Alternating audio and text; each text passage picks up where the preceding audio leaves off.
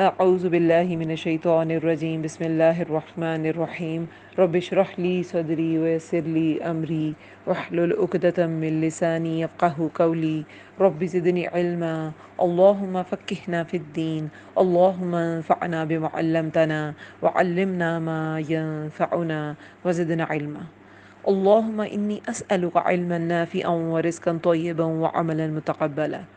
السلام علیکم ورحمۃ اللہ وبرکاتہ۔ اللہ تعالیٰ سب سننے والوں کو اپنی حفظ و امان میں رکھے، صحت اور ایمان کی بہترین حالت میں رکھے، آمین یا رب العالمین۔ آج کا ہمارا لیسن آیت نمبر 45 سے 69 تک ہے، سورۃ العنکبوت۔ آیات کافی زیادہ ہیں، انشاءاللہ کور کریں گے تمام آیات، اور سورۃ العنکبوت انشاءاللہ کمپلیٹ کر لیں گے انشاءاللہ۔ نیا پارہ ہے، 21 پارہ ہے، رمضان کے بعد نیا پارہ سٹارٹ ہوا ہے۔ جب تک لیکچرز اپلوڈ ہوں گے تب تک تھوڑا سا اور ٹائم گزر جائے گا، لیکن انشاءاللہ کر دیے جائیں گے اپلوڈ، اور اس کا ترجمہ اور تفسیر ہم ساتھ ساتھ کریں گے۔ سورۃ العنکبوت جو ہے وہ ہم پڑھ رہے تھے، اس کی کچھ آیات ہم نے پڑھ لی تھیں، اور کچھ ابھی 21 پارہ میں ہم پڑھیں گے۔ 44 آیات کور ہوئی ہیں 20 پارے میں، اور اس کی جو 41 آیت تھی، 41 آیت جو تھی، اس میں اللہ تعالیٰ نے ایک مثال دی تھی، بڑی زبردست مثال، کہ مثال ان کی جنہوں نے بنا لی سوائے اللہ کے کچھ ولی، یعنی کہ جو اللہ کے سوا غیر اللہ کو دوست بناتے ہیں، اپنا مددگار بناتے ہیں اور اپنا سہارا بناتے ہیں۔ مانند مثال ایک مکڑی کے ہے جس نے بنایا ایک گھر۔ مکڑی ایک گھر بناتی ہے نا، اور بے شک سب سے کمزور گھروں میں البتہ گھر ہے مکڑی کا۔ کاش کے ہوتے وہ علم رکھتے کہ سب سے کمزور ترین جو گھر ہے وہ مکڑی کا گھر ہے۔ دیکھیں اللہ تعالیٰ نے کتنے جانوروں کی مثال دی، چھوٹے چھوٹے، مکھی، مچھر، شہد کی مکھی، نملہ نملہ جو ہے وہ چیونٹی کو کہتے ہیں، نمل جو ہے وہ کالونی کو کہتے ہیں چیونٹیوں کی۔ تو ہر ایک میں سبق تھا۔ جب مکڑی کے بارے میں دیکھ رہی تھی، اس کے بارے میں تھوڑا سا میں نے سرچ کیا، تو میں نے سوچا کہ اللہ نے کسی بڑے سے جانور کی مثال نہیں دی، یہ چھوٹے سے جانور کی مثال دی۔ تو بڑے بڑے جانوروں میں نے پچھلے دنوں ایک ویڈیو دیکھی، اس میں ولف کے بارے میں، جو کہ بھیڑیا ایک بڑا ہی خونخوار سا جانور سمجھا جاتا ہے، اس کے بارے میں دیکھ رہی تھی، تو ایک عجیب و غریب سا فیکٹ اس میں پتہ چلا۔ کیا فیکٹ پتہ چلا؟ کہ بھیڑیا جو ہے وہ خونخوار جانور ہے بڑا، اور کارنیوور ہے، فلیش کھاتا ہے، یعنی کہ گوشت پہ پلتا ہے۔ کارنیور مختلف اقسام ہے نا جانوروں کی، کوئی گوشت کھاتے ہیں، کوئی گھاس وغیرہ پلانٹس کھاتے ہیں، وہ ہربی وورز ہوتے ہیں، اور کچھ اومنی وورز ہوتے ہیں جیسے ہم دونوں کنزیوم کرتے ہیں، جانور بھی اور پلانٹس بھی، یعنی کہ ذبح کر کے جو ہم ذبیحہ کھاتے ہیں وہ اینیمل کا فوڈ سورس ہے، اینیمل سے ہمارا فوڈ سورس آتا ہے، اور دوسرا جو ہے وہ پلانٹ سے آتا ہے، جو سبزیاں وغیرہ ہم کھاتے ہیں۔ تو اللہ تعالیٰ نے یہ بڑے بڑے جانوروں کی مثال نہیں دی۔ تو ولف کا ایک سسٹم میں نے دیکھا کہ وہ تقریباً تمام ولف، اب میں بھی کوئی ایکسیپشن ہو، لیکن اس ڈاکیومنٹری میں تو ایسے ہی تھا، اس ویڈیو میں تو ایسے ہی تھا، کہ جو زیادہ تر ولف ہے نا، وہ ایک ہی میل جو ہے وہ ایک ہی فیمیل کے ساتھ رہتا ہے، اور ایون کہ وہ اتنا زیادہ یونائٹڈ اور اتنی زیادہ ان میں بانڈنگ ہوتی ہے کہ اگر ایک مر جائے تو وہ دوسرا ایٹ ٹائمز دکھ میں مر جاتا ہے، وہ دکھ میں اپنی جان ہلاک کر دیتا ہے، اتنی زیادہ وفا ہوتی ہے ان میں، حالانکہ وہ ایک خونخوار جانور ہے بھیڑیا۔ کسی کے لیے ہم نے وحشی درندہ کسی کو کہنا تو ہم کہتے ہیں بھیڑیا ہے نا، لیکن مکڑی جو ہے اللہ تعالیٰ نے کہا سب سے کمزور۔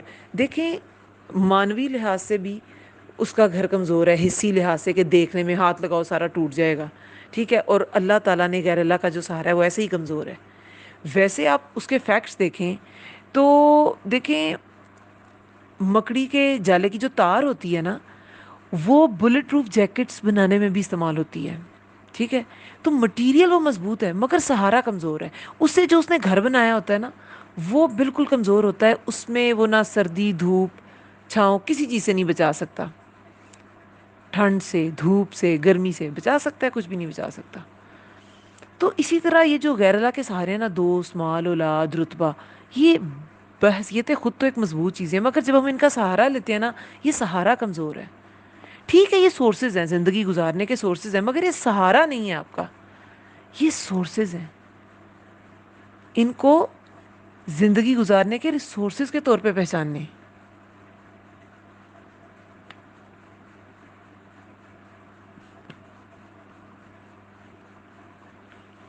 اچھا، یہ تو ہو گئی اس کی حصی لحاظ سے بات کہ غیر اللہ کا سہارا نہیں لینا.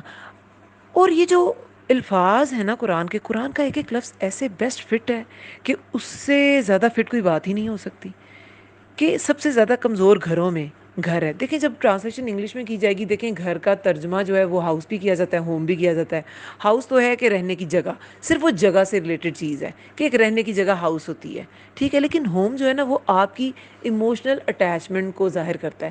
جیسے کہ اب میری بچی بہت چھوٹی ایج میں ایڈمٹ ہو گئی، 2.5 سال کی تھی، تو میں کہتی ہوں اس کا اسکول جو ہے it's like a second home for her. یہ اس کا دوسرا گھر ہے. ہوم کیوں؟ اس کی ایموشنل اٹیچمنٹ ہے اس کے ساتھ، ٹھیک ہے. تو ہوم آپ کی ایموشنل اٹیچمنٹ کو شو کرتا ہے. آپ یہ جو بیت ہے نا گھر، آپ اسے ہاؤس کے طور پہ لیں یا ہوم کے طور پہ لیں، دونوں طریقے سے یہ کمزور ہے. ایک تو وہ دکھنے میں کمزور ہے، حالانکہ اس کی تار میں اتنی طاقت ہے، اس کا مٹیریل اتنا زیادہ مضبوط ہے، لیکن وہ ایک کمزور گھر ہوتا ہے. اور اگر آپ اسے ہوم کے طور پہ لینا، آپ کو پتہ ہے مکڑی کا جو لائف سائیکل ہے، خونہار بھیڑیے کا، وہ اتنا وفادار ہوتا ہے. لیکن مکڑی جو ہے، مکڑی مکڑا، یہ کیسے زندگی گزارتے ہیں؟ آپ کو پتہ ہے میٹنگ کے بعد فیمیل جو ہے وہ کیا کرتی ہے؟ فیمیل میل کو کھا جاتی ہے، کیونکہ سروائیول آف دا فٹسٹ ہے نا. وہ اسے نرشمنٹ چاہیے ہوتی ہے، اور وہ اسے کھا کے اپنی نرشمنٹ حاصل کرتی ہے، غذائیت حاصل کرتی ہے اور مضبوط ہوتی ہے. پھر فیمیل جب بچے پیدا کرتی ہے تو وہاں سے بھاگ جاتی ہے. کیوں؟ اگر بھاگے گی نہیں تو بچے ماں کو کھا جاتے ہیں. یہ جو اسپائڈر ہے اس کی نیچر دیکھیں کیسی ہے. اور پھر وہ جو آف سپرنگز ہیں، وہ جو بچے ہیں، وہ ایک دوسرے سے بھاگتے ہیں. وہ مل کے نہیں رہتے، وہ ایک دوسرے سے بھاگتے ہیں. کیوں؟ کیونکہ وہ بھی نرشمنٹ کے لیے، غذائیت حاصل کرنے کے لیے ایک دوسرے کو کھا جائیں گے. تو یہ ایز اے ہوم بھی کمزور ترین ہوم ہے، کوئی ایموشنل اٹیچمنٹ نہیں ہے. یہ ایک ہاؤس کے لحاظ سے بھی کمزور ترین گھر ہے، جگہ کے لحاظ سے، اور فیملی سسٹم کے لحاظ سے بھی بالکل ایک ڈس فنکشنل قسم کا فیملی سسٹم ہے. تو یہ آیت ہر طرح سے پرفیکٹ فٹ ہے کہ یہ کسی بھی طرح سے جو مکڑی، یہ جو سہارا ہے نا، آپ کو پتہ ہے انسان اللہ تعالیٰ کے احکامات کو پیچھے رکھ دیتا ہے. کیوں؟ کیونکہ اسے اپنے گھر کے سہارا بڑا عزیز ہوتا ہے، اسے اپنے بچوں کا سہارا بڑا عزیز ہوتا ہے. وہ ان کو ناخوش نہیں کرتا، وہ اپنے شوہر کو ناخوش نہیں کرتی عورت، یا شوہر جو ہے وہ بیوی کو ناخوش نہیں کرتا، اس کے لیے حرام کمانا شروع ہو جاتا ہے. تو یہ ہر طرح سے اگر آپ اس مثال کو سوچیں تو یہ ایک پرفیکٹ مثال ہے. ڈس فنکشنل فیملیز، اگر ہم عنکبوت کی طرح رہیں گے اور ان چیزوں کو سہارے بنائیں گے، عنکبوت کی طرح کا گھر بنائیں گے، تو ہم ایک ڈس فنکشنل فیملی بھی ہیں، اور ہمارا گھر ایک ڈس فنکشنل گھر بھی ہے. اور یہ جو گھر تعمیری لحاظ سے بھی ایک بہت ہی کمزور گھر ہے. تو دیکھیں ایسا سسٹم جس میں بچے، اسپاؤز، اس کے کوئی جو ممبر ہے وہ کسی دوسرے کا سگا نہیں. تو اس میں مومن کے لیے کیا نصیحت ہے کہ جب آپ نے کسی چیز پہ رلائے کرنا ہے نا، تو وہ صرف اللہ کی ذات ہے. وہ صرف اللہ کی ذات ہے. سب سے کمزور ترین سہارا جو غیر اللہ کا سہارا لیتے ہیں وہ مکڑی کا جالا بناتے ہیں. تو مومن نے مکڑی کا جالا نہیں بنانا. اللہ نے جو اسے نعمتیں دی ہیں، اولاد ہے، مال ہے، گھر ہے، اسے اللہ تعالیٰ کے حکم کے مطابق استعمال کرنا ہے. سورۃ العنکبوت جو ہے نا، یہ سورۃ الفتن ہے. اس میں فتنوں کی بات ہے. سورہ عنکبوت کی 2 آیت میں ہی فتنے کی بات تھی کہ کیا انہوں نے یہ سمجھ لیا ہے کہ وہ ایمان لانے پہ ہی چھوڑ دیے جائیں گے اور آزمائے نہ جائیں گے. پہلی آیت تھی نا الف لام میم. دوسری کیا تھا؟ کیا سمجھ لیا ان لوگوں نے کہ وہ چھوڑ دیے جائیں گے، کہ وہ یہ کہہ دیا انہوں نے کہ وہ ایمان لائے اور وہ آزمائے نہ جائیں گے. اب یہ جو ہم نے 21 پارہ سٹارٹ کرنا ہے نا، اس میں یہ جو ہر ایمان والے پہ آزمائش آنی ہے نا، آزمائش شرط ہے ایمان کی، اس سے آپ نے کیسے بری ذمہ ہونا ہے، اس سے آپ نے کیسے نکلنا ہے، اس آزمائش کو کیسے گزارنا ہے، اس میں آپ کا بیہیویئر کیا ہونا چاہیے، وہ آپ کو ان آیات میں پتہ چلے گا جو 21 پارہ کی سٹارٹ کی آیات ہیں. اتلو ما اوحی الیک من الکتاب واقم الصلاۃ. اتلو تلاوت کیجئے، ما جو اوحیا وہی کیا گیا، الیکا آپ کی طرف، من الکتابی کتاب میں سے، واقم الصلاۃ اور قائم کیجئے نماز، ان الصلاۃ بے شک نماز، تنہا روکتی ہے، عن الفحشاء بے حیائی سے، والمنکر اور برائی سے، ولذکر اللہ اور البتہ ذکر اللہ کا، اکبر سب سے بڑا ہے، واللہ اور اللہ یعلم وہ جانتا ہے، ما تصنعون جو کچھ تم کرتے ہو۔ اللہ تعالیٰ نے صرف انسان کو خبریں نہیں دیں کہ آزمائش تمہارے ایمان کے ساتھ ہے، تم تیار رہو، آزمائش تم پر آنی ہے، بس صبر کرتے رہنا۔ اللہ تعالیٰ نے سارے طریقے بتائے کہ اس آزمائش کے وقت پہ تمہیں کرنا کیا ہے، سب سے پہلے کیا کرنا ہے۔ اللہ تعالیٰ نے قرآن میں ہی کہا استعینوا بالصبر والصلاۃ، صبر اور نماز سے مدد چاہو، ہے نا، لیکن یہاں پہ اللہ تعالیٰ نے کیا کہا، اتلو ما اوحی، رسول اللہ کو کہا جا رہا ہے تلاوت کیجئے، لیکن اس کے بعد تمام لوگوں سے یہ خطاب ہے۔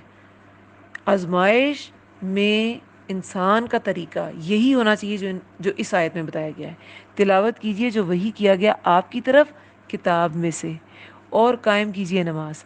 اب اتلو ہم بہت بار پہلے پڑھ چکے ہیں، تلا یتلو اس کا مطلب ہے پڑھنا، ٹھیک ہے، لیکن صرف پڑھنا اس کا مطلب نہیں ہے۔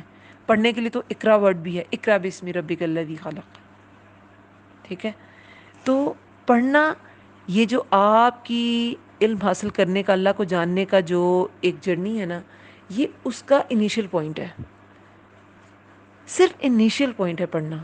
اتلو صرف پڑھنا نہیں ہوتا، تلاوت صرف پڑھنا نہیں ہوتا۔ تا لام واو اس کا روٹ ورڈ ہے، تو تلا یتلو یہ تو ہوتا ہے پڑھنا، تلون بھی اس سے نکلتا ہے۔ تلون کیا ہوتا ہے؟ اس کا معنی ہوتا ہے پیروی کرنا، فالو کرنا، پیچھے جانا۔ تو جو پہلا ہے نا تلا یتلو پڑھنا، وہ تو اس سے ہمیں مطلب ملا لفظی تلاوت، ٹھیک ہے، اس کو اس کی تجوید کے ساتھ پڑھیں، مخارج ٹھیک ہوں، ٹھہر ٹھہر کے پڑھا جائے، جو بھی تلاوت کے آداب ہم پڑھ چکے ہیں بارہا، تو لفظی تلاوت۔ لیکن دوسرا کیا ہے؟ تلون، حکمی تلاوت، احکامات کی پیروی کی جائے۔ تلون کا مطلب پیروی کرنا ہوتا ہے۔ تو اتلو میں کیا کیا آتا ہے؟ صرف پڑھنا نہیں آتا، اس میں پڑھنا بھی ہے اور اس کا فہم حاصل کرنا بھی ہے۔ دیکھیں اگر آپ نے فالو کرنا ہے کسی چیز کو، آپ کو سمجھ آئے گی تو آپ فالو کریں گے نا، اس کا فہم حاصل کرنا بھی اس میں شامل ہے۔ پھر فہم حاصل کرنا ہے، اور کس لیے کرنا ہے؟ عمل کے لیے، عمل بھی کرنا ہے، فالو بھی کرنا ہے۔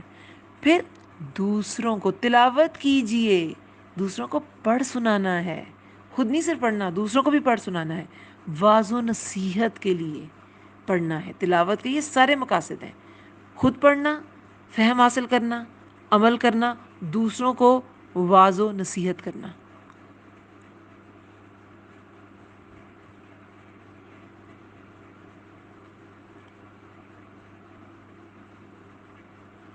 یہ ساری جو مقاصد ہیں یہ تلاوت کے مقاصد ہیں۔ اب کیا تلاوت کیجئے؟ جو وحی کیا گیا آپ کی طرف۔ وحی میں وحی خفی بھی ہوتی تھی، وحی جلی بھی ہوتی تھی۔ وحی جلی جو قرآن میں جو آیات نازل ہوئیں اور قرآن کی فارم میں ان سب کو مرتب کر دیا گیا، لیکن جو رسول اللہ ویسے فیصلے کرتے تھے، ویسے جو ساری زندگی ان کے طریقے تھے، ان کے اطوار تھے، وہ بھی وحی کے ذریعے انہیں القاء کیے جاتے تھے، انہیں بتائے جاتے تھے، فیصلے ان سے کرائے جاتے تھے۔ تو وحی خفی ہے، تو وہ سب کچھ جو وحی کیا گیا، وحی کیا ہوتا ہے؟ سرعی اور خفی اشارہ۔ ایسا اشارہ سری سرت، وہ سرت سے گزر گئی، سرت جلدی، اور خفی کیا ہوتا ہے؟ مخفی، خفیہ۔ تو ایسا اشارہ جو جلدی ہو اور خفیہ طور پہ دیا جائے، وہی وحی ہوتا ہے۔ اور رسول اللہ کو کیسے دیا جاتا تھا؟ کیسے وحی کی جاتی تھی؟ سرت سے اور خفیہ طور پہ۔ جبریل علیہ السلام خفیہ طور پر، کسی کو نظر تو نہیں آتے تھے نا، وہ رسول اللہ پہ کیفیت آ رہی ہوتی تھی جسے صحابہ پہچانتے تھے، اچھا یہ وحی نازل ہو رہی ہے، لیکن یہ خفیہ اشارہ ہے، کسی کو پتہ نہیں چلتا تھا کہ کیا کہا گیا، یہ صرف رسول اللہ کے لیے ہوتا تھا۔ اور پھر رسول اللہ صلی اللہ علیہ وسلم ان کے سینے پہ اترتا تھا اور وہ بتاتے تھے، اور لوگوں کو، صحابہ کو پھر وہ اپنے سینے میں اتارتے تھے، ٹھیک ہے۔ اچھا، اب یہ تلاوت پہلا سٹیپ رکھا گیا نماز سے بھی پہلے، حالانکہ نماز بدنی عبادات میں سب سے افضل ہے، ٹھیک ہے، پہلا سوال ہی نماز کا ہوگا عبادات میں، لیکن تلاوت کو پہلے کہا گیا، قرآن کی اہمیت پہلے رکھی گئی۔ کیوں؟ آپ انسان کا لائف سائیکل سوچیں نا، تو بچہ جب چھوٹا ہوتا ہے نماز تو نہیں پڑھ سکتا. 7 سال کے بچے کو تو نماز سکھانی ہے اور 10 سال پہ اس پہ فرض ہو جائے گی. اس سے پہلے کیا ہوگا؟ ایک دن آپ 10 سال کے بچے کو کہیں گے کل سے تم نے نماز پڑھنی ہے، اور وہ پڑھنا شروع ہو جائے گا. اور کتنی مائیں ایسی ہیں جنہیں اس میں پرابلم ہوتی ہے، وہ 10 سال کے بچے کو نماز نہیں پڑھا پاتی. بڑا ہو جاتا ہے بچہ، اللہ تعالیٰ سبھی کو توفیق دے، پھر آہستہ آہستہ وہ پڑھنے لگتے ہیں. کیونکہ اس بچے کو تلاوت نہیں کرائی گئی ہوتی، اسے پڑھ سنایا نہیں گیا ہوتا، اسے قرآن، اللہ تعالیٰ کے احکامات بتائے نہیں جاتے. یہ ٹریننگ ہے. اس ٹریننگ کے بعد انسان کا دل آمادہ ہو جاتا ہے کہ وہ اللہ کے لیے قیام کرے. انسان کا دل آمادہ ہو جاتا ہے کہ وہ اللہ کی یاد کو دل میں بسائے، باقی چیزوں سے دل کو فارغ کر لے، اپنا عمل اللہ تعالیٰ کے مطابق کرے. یہ ٹریننگ ہے. اتلو اس لیے اس کا پہلے ذکر ہے. اقرا بھی کہا جا سکتا تھا، نہیں، اس کو سمجھانا ہے. ایک بچے سے بڑے ہونے تک کا یہ جو سارا سائیکل ہے، اس میں پہلے آتا ہی قرآن ہے. قرآن بچوں کو بھی پڑھانا بھی ہوتا ہے اور سکھانا بھی ہوتا ہے، سمجھانا بھی ہوتا ہے، اس کا فہم بھی ان کو دینا ہوتا ہے، اسے عمل پہ ابھارنا بھی ہوتا ہے. اس کے بعد پھر جب وحی کی جائے گی، اس کے بہت سے اور فائدے ہیں. چھوٹے بچے کا تو خیر اس کا دل آمادہ ہو جائے گا اللہ تعالیٰ کے راستے پہ چلنے کے لیے، وہ نماز بھی قائم کرے گا. پھر وہ باقی جو اللہ تعالیٰ کے احکامات ہیں، جو وہ بڑا ہوتا جائے گا، زکوٰۃ ہے، حج ہے، یا دوسرے بھی جو انسان کے سے ریلیٹڈ معاملات ہیں، حقوق العباد ہیں، کہ تم نے حسن اخلاق سے پیش آنا ہے، تم نے بیک بائٹنگ نہیں کرنی، تم نے غیبت نہیں کرنی، وہ سارے یہ سب آپ کو قرآن سے ہی، یہ جو سورہ حجرات کی 12 آیت ہے اس میں کیا ہے، یہ سب آپ بچے کو بتائیں گے تو اسے پتہ چلے گا نا کہ تم نے گمان نہیں کرنا، تم نے غیبت نہیں کرنی، بعض گمان گناہ ہوتے ہیں. یہ ساری ٹریننگ ہے. بڑوں کو بھی اس کے فائدے ہیں. کیا فائدے ہوتے ہیں؟ صرف تلاوت اگر پڑھا بھی جائے نا، اس کو پڑھنا تلاوت کا ایک حصہ ہے، یہ تلاوت نہیں ہے، تو دلوں کو سکون آ جاتا ہے. آتا ہے نا. یہ دل کی بیماریوں کے لیے کیا ہے؟ شفا ہے. اس میں شفا اور رحمت ہے مومنوں کے لیے. جو اس پر ایمان لاتے ہیں، اس پہ یقین رکھتے ہیں، ان کے لیے پھر یہ شفا اور رحمت ہوتی ہے. دل کی بیماریاں دور ہوتی ہیں. جب آپ صبر کی آیات پڑھتے ہیں، صبر اور برداشت پیدا ہوتی ہے. اور اس کے ذریعے قرآن میں کیا کہا ہے؟ ہم اس کے ذریعے آپ کے دل کو جما دیں گے. تو جب انسان قرآن پڑھتا ہے، وہ اس کے ذریعے دین پر جمتا ہے. جو قرآن نہیں پڑھے گا، آپ یقین کریں، قرآن کو پڑھے بغیر اگر آپ نمازیں بھی پڑھتے ہیں نا، تو ایسے لگے گا جیسے فزیکل ایکسرسائز ہے. ہاں، اس ایکسرسائز سے آپ کو فائدہ مل گیا اور ایک یہ سکون مل گیا، آپ نے فرض ادا کر دیا، لیکن آپ کو وہ جو نماز کا اصل فائدہ ہے وہ نہیں ملے گا. وہ جو آگے انشاءاللہ ہم ابھی پڑھیں گے کہ نماز قائم کیجئے، بے شک نماز روکتی ہے بے حیائی اور بری باتوں سے، وہ فائدہ نہیں ملے گا. کیونکہ نماز میں اگر آپ نے قرآن نہیں پڑھا، آپ کو نماز کی سمجھ نہیں آ رہی، اللہ تعالیٰ آپ سے کیا بیان کر رہے ہیں، آپ اللہ تعالیٰ سے کیا بات کر رہے ہیں، تو آپ کی نماز بھی ادھوری رہ جائے گی.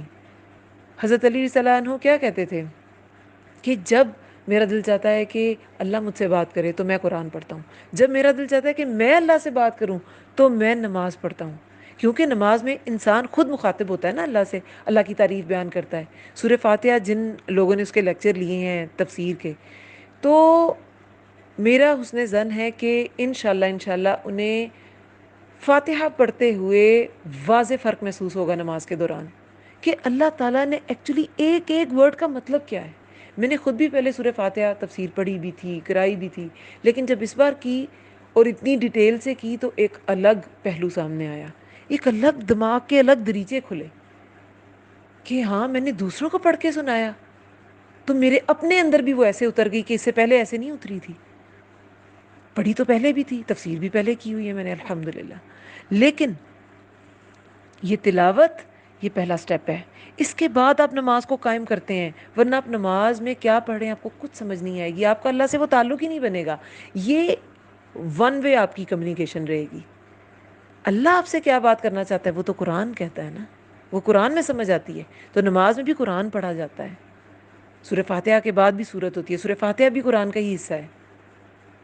تو یہ آپ کا دونوں طرف کی جو کمیونیکیشن ہے اس کا سائیکل کمپلیٹ تب ہوگا جب آپ کو دونوں چیزیں آئیں گی، پہلے تلاوت قرآن، اور اس کے بعد نماز قائم. پھر اگلا سٹیپ اللہ نے فرمایا اقیم الصلاۃ، اور قائم کیجئے نماز کو. بے شک نماز روکتی ہے بے حیائی بری باتوں سے. اب اگلا سٹیپ کیا کرنا ہے آزمائشوں میں؟ نماز قائم کرنی ہے۔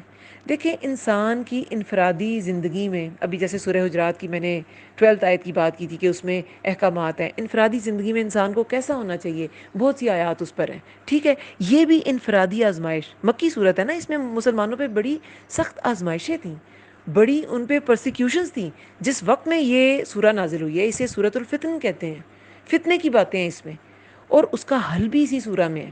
تو یہ حل کے طور پہ آپ کو نماز قائم کرنے کا بتایا جا رہا ہے، ٹھیک ہے۔ اجتماعی زندگی لے لیں، انفرادی زندگی لے لیں، آپ کو نماز کا حکم ملے گا، اور بھی احکامات آپ کو ملیں گے جو انفرادی زندگی میں آپ کو اپنے پہ اپلائی کرنے ہیں، جیسے سورہ حجرات کی 12 آیت ہے کہ گمان نہ کرو، زیادہ کچھ گمان گناہ ہوتے ہیں، غیبت سے بچو، اور وہ سارا کچھ ہے، ٹھیک ہے۔ ایک انفرادی زندگی کی تشکیل ہے۔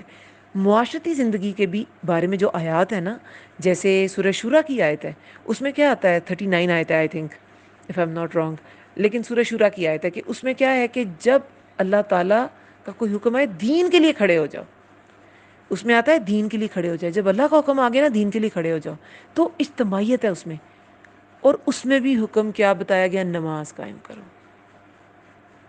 حالانکہ اجتماعی زندگی میں نماز تو انسان کا اپنا فعل ہے، وہ اللہ کے لیے نماز پڑھتا ہے اور اس کی کیا خوشو خضو ہے صرف اسی کو پتہ ہوتا ہے، لیکن نہیں، نماز قائم کرو اجتماعی، جہاں پہ آپ کو معاشرے کی جو اصلاح کے قوانین جہاں پہ دیے گئے نا، وہاں بھی نماز کا ذکر ہے، کیونکہ نماز بے حیائی بری باتوں سے روکتی ہے۔ تو جب بے حیائی بری باتوں سے معاشرہ رکتا ہے نا، تو وہ معاشرہ بھی ریفارم ہو جاتا ہے، وہ بھی فلاح پا جاتا ہے۔ تو معاشرتی لحاظ سے کیا، اجتماعی لحاظ سے کیا، اور انفرادی لحاظ سے کیا، نماز ایک بہت امپورٹنٹ رکن ہے ایک مومن کی زندگی کا، اسلام کا تو ہے ہی، مومن کی زندگی کا یہ لازمی جزو ہے۔ پہلا سوال عبادات میں نماز کا ہے، اور کیوں، اس کی وجہ بتائے گی، یہ فحشاء اور منکر سے روکتی ہے، لیکن یہ کب روکے گی، جب آپ نماز کو اس کے ساری ظاہری اور باطنی شرائط کے ساتھ پڑھیں گے۔ ظاہری شرائط کیا ہیں، اس کے آداب کا خیال رکھیں، کیسے پڑھا جاتا ہے، وضو اچھا کریں، وقت پر پڑھیں، یہ نہیں آخری وقت میں نماز داخل ہوگی پھر آپ کھڑے ہو جائیں، نہیں، اول وقت میں نماز اللہ کی خوشنودی، آخری وقت میں معافی ہے، تو وقت پر پڑھنی ہے، اس کے وقت کا خیال رکھنا ہے، اس کے آداب کا خیال رکھنا ہے، جسم کی طہارت کا خیال رکھنا ہے، وضو، یہ استغاثہ کے مسائل، حیض اور نفاس، یہ سب انسان کو، اسپیشلی خواتین کو پتہ ہونے چاہیے۔ طہارت کے بغیر آپ کا خشوع خضوع ہوگا ہی نہیں۔ تو طہارت ایک ظاہری شرط ہے اور خشوع خضوع ایک باطنی شرط ہے، لیکن ریلیٹڈ یہ ہیں آپس میں۔ تو ظاہری شرائط کا بھی، اور ٹھہر ٹھہر کے نماز پڑھیں، یہ نہ ہو دو سجدوں کے درمیان میں جو جلسہ ہے وہ آپ کو پتہ ہی نہ چلے، سمجھ ہی نہ دیکھنے والے کو آئے کہ دو سجدوں کے درمیان بھی کچھ تھا، ٹھیک ہے۔ سجدہ، جلسہ، قومہ، رکوع، ان کی مقدار رسول اللہ کی نماز کی ایک جتنی ہوتی تھی، تو ٹھہر ٹھہر کے پڑھنی ہے۔ پھر باطنی شرائط ہیں، وہ کیا ہیں، خشوع خضوع، دوام، ہمیشہ قائم رکھنا ہے نماز کو، یہ نہیں بس ایک دن پڑھ لی اور 2 دن چھٹی کر لی، ایک دن پانچوں پڑھی، فجر بھی پڑھی اٹھ کے، اور ایک دن کی نمازیں اپنے کام کاج میں ہی چھوڑ دی، ایک دن نیندیں قربان کر کے صبح اٹھے، فجر پڑھی، تہجد بھی پڑھ لی نیند قربان کر کے، اور ایک دن جاگے ہوئے صرف گھر کے کام یا دنیا کے کاموں پہ چھوڑ دی، دوام، یہ اس کی باطنی شرائط ہے نماز کے قیام کی، کہ اس پہ دوام ہو۔ اور آپ کو پتہ ہے اتلو میں، تلاوت میں مواظبت بھی ہے، اس میں ہمیشگی کا بھی عنصر ہے، جیسے یہاں اقیم الصلاۃ ہے نا، کہ نماز قائم کرو، یہ نہیں بس 2 دن پڑھ لی، اسے قائم کرنا ہے، اسے اپنی زندگی کا حصہ بنانا ہے۔ اس طرح اتلو بھی جو ہے نا، اس کا مطلب ہے تلاوت کیجئے، کرتے رہیے، اس میں دوام ہے، اس میں ہمیشگی ہے، ان دونوں چیزوں میں ہمیشگی ہے۔ اس کا فائدہ ایک مومن کو تبھی ہوگا جب ان میں وہ ہمیشگی اختیار کرے گا، تلاوت میں بھی ہمیشگی ہے اور اقیم الصلاۃ، قیام میں بھی ہمیشگی ہے۔ تو اور باطنی شرائط میں کیا آتا ہے، ریاکاری سے پاک ہو، صرف اللہ کے لیے پڑھنی ہے، کسی کی گڈ بکس میں آنے کے لیے نہیں پڑھنی، اخلاص کے ساتھ پڑھنی ہے۔ اور پھر رزق حلال کا اہتمام کرنا ہے، کیونکہ رزق حرام پہ پلا ہوا جو جسم ہے اس کی عبادت قبول نہیں ہوتی، اور رزق حرام والے کی دعائیں بھی قبول نہیں ہوتی۔ تو نماز تو اگر آپ ترجمے پڑھیں تو وہ ساری آپ کو دعا ہی سمجھ آئے گی، کہ یہ ساری آپ کی اللہ تعالیٰ سے مناجات ہیں، اللہ تعالیٰ سے دعائیں ہیں۔ تو نماز کو قائم کرنا ہے، اس کا قیام وجہ ہے۔ دیکھیں اس کا کیا مقصد ہے. دیکھیں انسان کی آزمائش کے لیے یہ آپ کو کیا حل بتائے جا رہے ہیں. ٹھیک ہے, دورے فتن ہے اور یہ سورۃ الفتن ہے, اور اس میں اس آیت میں ان فتنوں سے بچنا کیسے اس کا جواب ہے. آپ اپنے دن بھر کی روٹین دیکھیں, اس میں کتنے سارے مسائل سے ایک عورت لڑ رہی ہوتی ہے. مرد باہر لڑ رہا ہوتا ہے گھر کے باہر, وہ کبھی باس کی ڈانٹ سہ رہا ہے, اگر کاروبار ہے تو کبھی لاس ہو رہا ہے, کبھی پروفٹ ہو رہا ہے, کبھی سیلز اچھی ہیں کبھی نہیں اچھی, اور کبھی مارکیٹنگ میں پرابلمز ہو رہے ہیں. اسی طرح جو جابینز ہیں ان کو ایک کارپوریٹ ورلڈ میں ایک الگ مسائل ہیں, کبھی لیگ پولنگ, کوئی کسی کے خلاف باتیں کر رہا ہے, کبھی باس سے ڈانٹ, مختلف مسائل ہیں. ٹھیک ہے, عورتوں کو بھی ایسی ہیں دن بھر, کبھی بچوں کے مسائل, بچے تنگ کرتے ہیں. کتنی ساری عورتیں جو ہیں انگزائٹی کا شکار ہوتی ہیں, بچے تنگ بہت کرتے ہیں. ٹھیک ہے, اور اس میں وجہ یہی ہوتی ہے کہ ہم نے یہ پہلا اسٹیپ اتلو کیا نہیں ہوتا, نہ بچوں کو تلاوت کرائی ہوتی ہے, نہ انہیں قرآن سمجھایا ہوتا ہے, تو پھر وہ تنگ کرتے ہیں. وہ والدین کے سکون کو اہمیت ہی نہیں دیتے, وہ والدین کے احترام کو سمجھتے ہی نہیں ہیں. ان کے دماغ کے سکون کی کیا اہمیت ہے, وہ کیا ہے ایک گھر کے لیے والدین, وہ یہ سمجھتے ہی نہیں ہیں. تو یہ مسائل ہیں جو دن بھر ہمیں رہتے ہیں.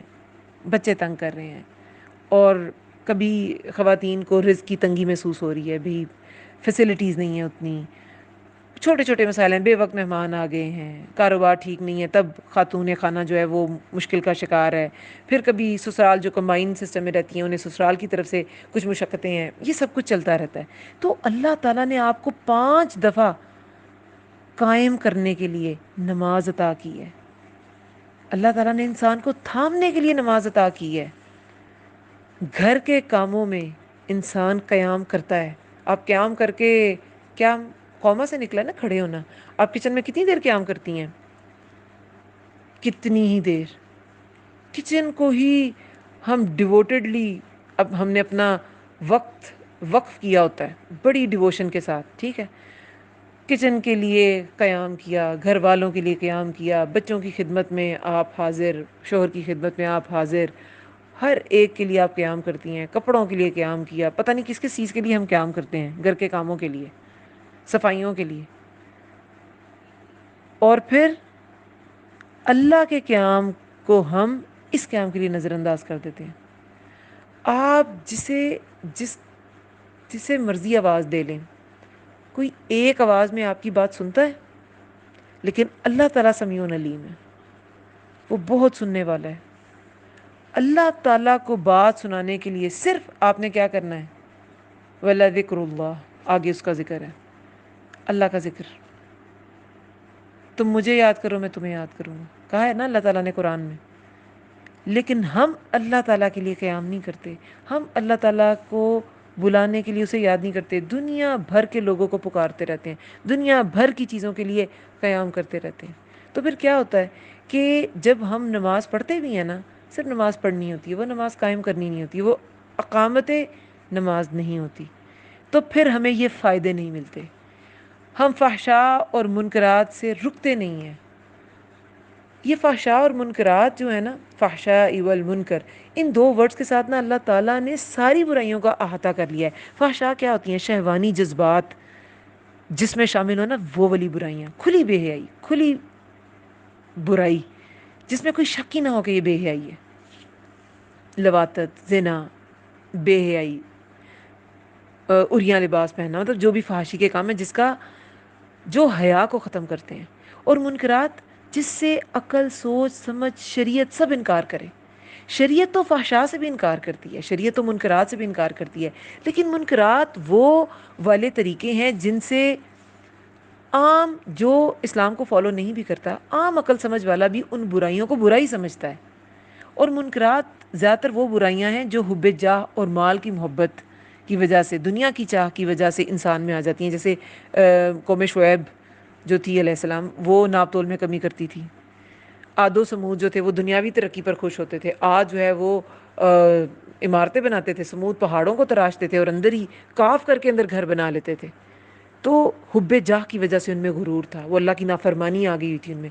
منکرات جو عام انسان کو بھی وہ اس سے اس کا دل انکار ہی کرے گا، ہاں یہ غلط چیز ہی ہے، چوری ہے یا قتل ہے، کسی کو دھوکہ دینا ہے، فراڈ ہے، یہ ان ملکوں میں بھی برا ہی سمجھا جاتا ہے جو اسلام کو فالو نہیں کر رہے ہوتے.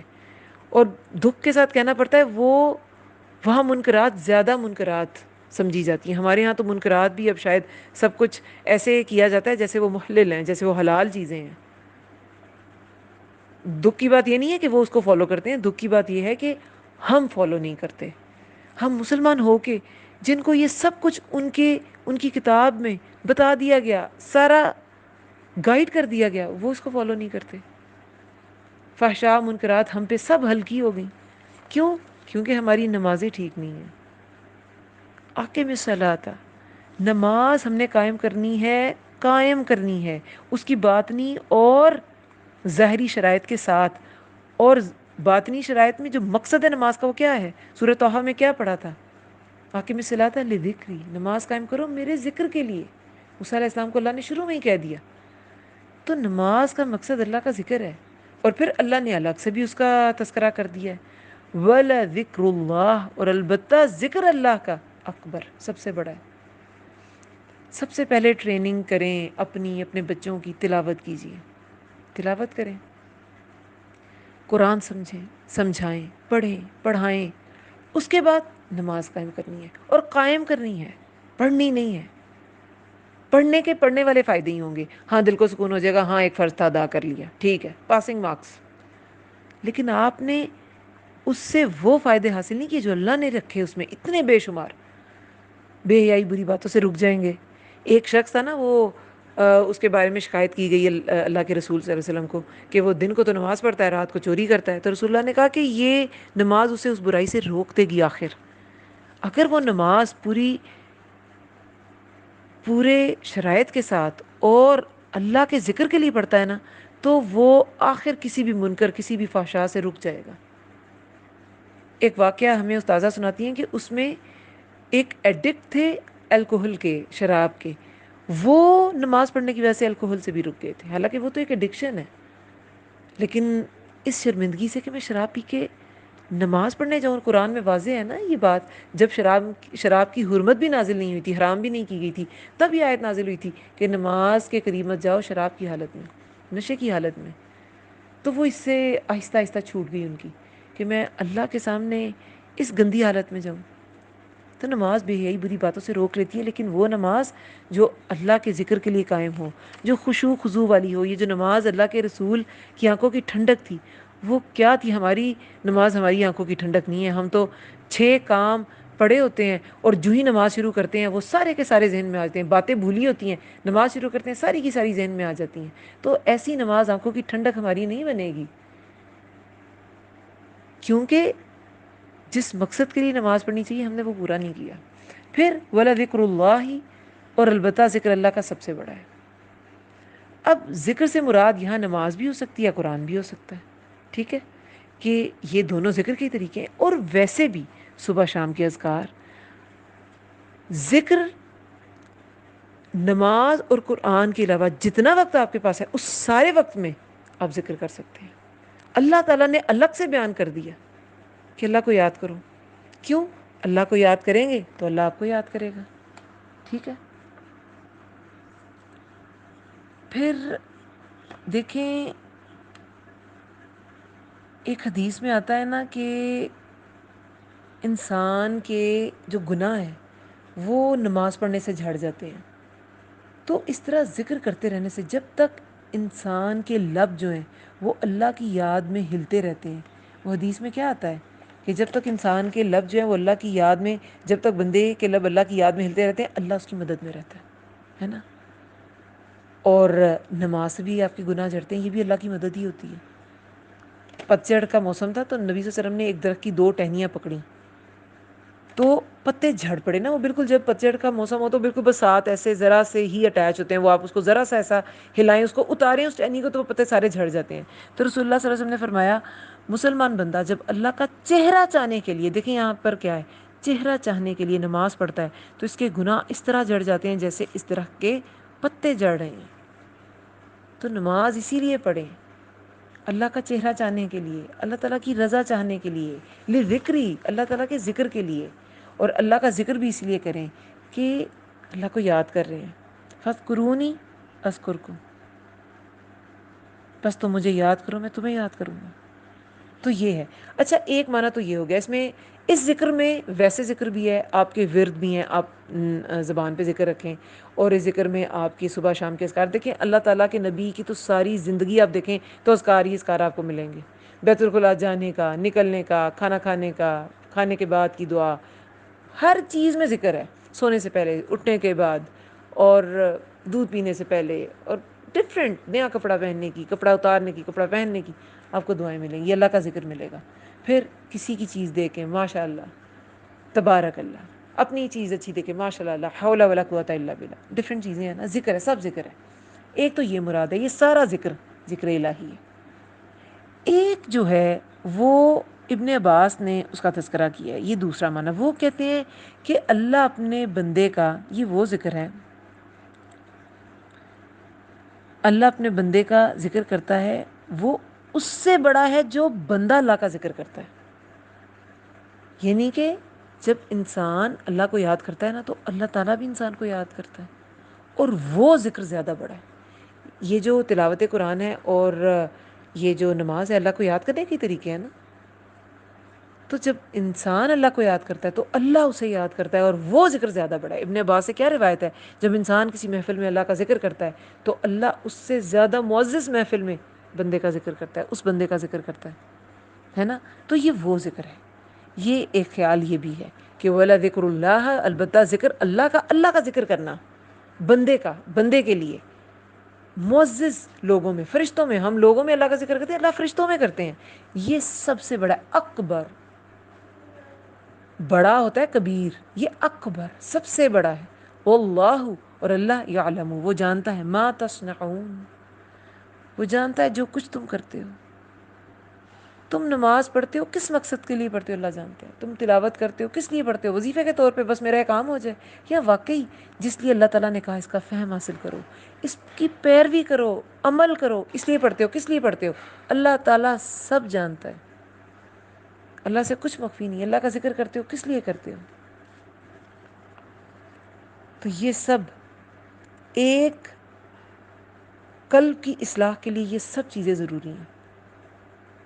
اور اللہ جانتا ہے کہ قلب کی اصلاح کے لیے آپ نے چیزیں کی یا کسی اور مقصد کے لیے کی، اور کی بھی کہ نہیں کی. کچھ لوگ کرتے ہی نہیں. تو ایک دل کی اصلاح جو ہے نا، معاشرے کی اصلاح کی ابتدا ہوتی ہے، کیونکہ معاشرہ انسانوں سے مل کے ہی بنتا ہے نا. تو انسانوں سے مل کے معاشرہ بنتا ہے، اور ایک انسان کا اپنی اصلاح کرنا ایک چین ہوتا ہے. اسے دیکھ کے بہت سے لوگ سبق سیکھتے ہیں، اور آہستہ آہستہ آہستہ وہ معاشرے کی بھی اصلاح میں بدل جاتا ہے، آہستہ آہستہ. پھر 46 آیت میں وَلَا تُجَادِلُوا، اور نہ تم جھگڑا کرو. جدل کیا ہوتا ہے، مجادلہ، جھگڑا، یہ سب اسی سے نکلے ہیں. جیم دال لام اس کا روٹ ورڈ ہے. اور نہ تم جھگڑا کرو اہل الکتابی، اہل کتاب سے، الا باللتی، مگر باللتی، اس طریقے سے جو ہیا وہ احسن، سب سے اچھا ہے. اب جھگڑا نہ کرنے کا اس میں حکم ہے. اور یہاں پہ دیکھیں بالذی اکثر ہم سنتے ہیں، الذی وہ مذکر کے لیے صیغہ ہوتا ہے، باللتی جو ہے، اللتی یہ مؤنث کے لیے، ہیا بھی مؤنث کے لیے، ہوا جو ہے وہ مذکر کے لیے ہوتا ہے. کہ نہ تم مجادلہ جو ہے وہ جھگڑا، وہ مؤنث ورڈ ہے، تو اس کے بارے میں ہی بات کی جا رہی ہے، مگر اس طریقے سے جو طریقہ بھی جو ہے وہ مؤنث کا صیغہ اس کے لیے استعمال کیا گیا ہے باللتی، اور ہیا بھی اسی کے لیے صیغہ استعمال کیا گیا ہے مؤنث کا. احسن سب سے اچھا ہے. الا سوائے، الا الذین سوائے ان کے جنہوں نے ظلموا ظلم کیا، منہم ان میں سے، وقولوا اور کہو، آمنا ایمان لائے ہم، بالذی اس پر جو، انزل نازل کیا گیا، الینا ہماری طرف، وانزل اور نازل کیا گیا، الیکم تمہاری طرف. الہ ہوتا ہے طرف، آخر میں ہا ہو تو الہ معبود ہو جاتا ہے. یہ الہ الف لام چھوٹی ہے، اس کے اوپر وہ جو کھڑی زبر ہوتی ہے، ٹھیک ہے، مد اصلی کا قائم مقام جسے ہم کہتے ہیں کھڑی زبر، تو وہ الہ طرف جانے کے لیے. کم پلورل کا سیکھا ہے، تم سب. کا ہوتا تو سنگولر کا مذکر کے لیے، کی ہوتا تو مؤنث کا سنگولر کے لیے. وَأُنزِلَ اور نازل کیا گیا الیکم تمہاری طرف، وَإِلَٰهُنَا اور الہ ہمارا، وَإِلَٰهُكُمْ اور الہ تمہارا، واحد وَنَحْنُ ایک ہی ہے، وَنَحْنُ اور ہم، نحن ہوتا ہے ہم، لہو اسی کے، مسلمون فرما بردار ہے. اب اس آیت میں ایک خاص حکم ہے کہ اہل کتاب سے جھگڑا نہیں کرنا. دیکھیں ویسے تو مکی صورت ہے، لیکن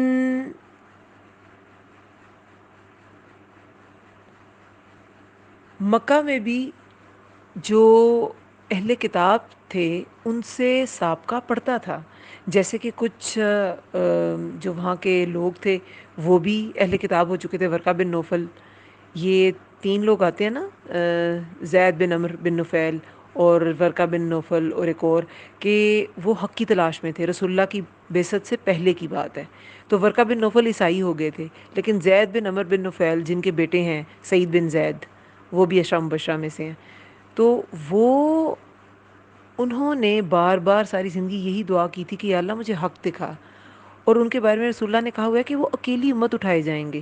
یعنی کہ اس وقت رسول اللہ کی بعثت نہیں ہوئی تھی، وہ ان پر ایمان کیسے لاتے، لیکن وہ حق پر تھے، وہ بتوں کو نہیں پوجتے تھے. ٹھیک ہے، تو اہل کتاب سے وہاں بھی سابقہ پڑتا تھا. اور ورقہ بن نوفل عیسائی ہو گئے تھے. اور بھی کچھ جیسے دوسرے جو علاقوں کے لوگ تھے وہ وہاں آئے تھے اور انہوں نے اسلام قبول کیا تھا. وہ ڈفرینٹ علاقوں، ڈفرینٹ اعتقادات کے لوگ تھے. جیسے کہ ہمیں ملتا ہے طفیل بن عمر دوسی، وہ قبیلہ دوس کے تھے. ابو ہریرہ جو ہمارے مشہور صحابی ہیں اور رسول اللہ کی جو احادیث ہیں سب سے زیادہ انہی سے مروی ہیں، وہ بھی قبیلہ دوس کے تھے. اور اس کے علاوہ بہت سے ہمیں صحابی ملتے ہیں جو اسپیشلی مدینہ کی طرف ہجرت سے جو قریب کا زمانہ ہے مکی دور، اس میں باہر سے لوگ آ کر بہت سے لوگوں نے اسلام قبول کیا تھا. اچانک آئے. حج کے دنوں میں رسول اللہ تبلیغ کرتے تھے، وہ اوقاس کے بازار میں اور مجنہ کے ذوالمجاز کے بازار میں. تو وہاں پہ کچھ لوگ سن لیتے تھے نبی صلی اللہ علیہ وسلم کی تبلیغ کے جو نکات ہوتے تھے. اور کچھ اب جیسے یہ جو ضماد ازدی تھے وہ یمن کے باشندے تھے، اور وہ بھی جو ہیں بہت قابل انسان تھے. وہ جھاڑ پھونک کے ذریعے پاگل پن اور جنوں اور شیاطین کو بھگانے کا کام کیا کرتے تھے. مکہ تو انہوں نے کہا کہ رسول اللہ جو ہے وہ نعوذ باللہ وہ پاگل ہیں، تو ان کا علاج کرنے کے لیے تم جاؤ. تو وہ جب رسول اللہ کے پاس آئے تو رسول اللہ نے ایسے الفاظ کہے، ان الحمد للہ نحمده ونستعینه من یهد اللہ فلا مضل له ومن یضللہ فلا ہادی له واشهد ان لا الہ الا اللہ وحدہ لا شریک لہ واشهد ان محمدا عبدہ ورسولہ اما بعد. کہ ساری تعریف اللہ ہی کے لیے ہے، ہم اس کی تعریف کرتے ہیں اور اسی سے مدد چاہتے ہیں. جسے اللہ ہدایت دے اسے کوئی گمراہ نہیں کر سکتا، اور جسے اللہ گمراہ کر دے اسے کوئی ہدایت نہیں دے سکتا.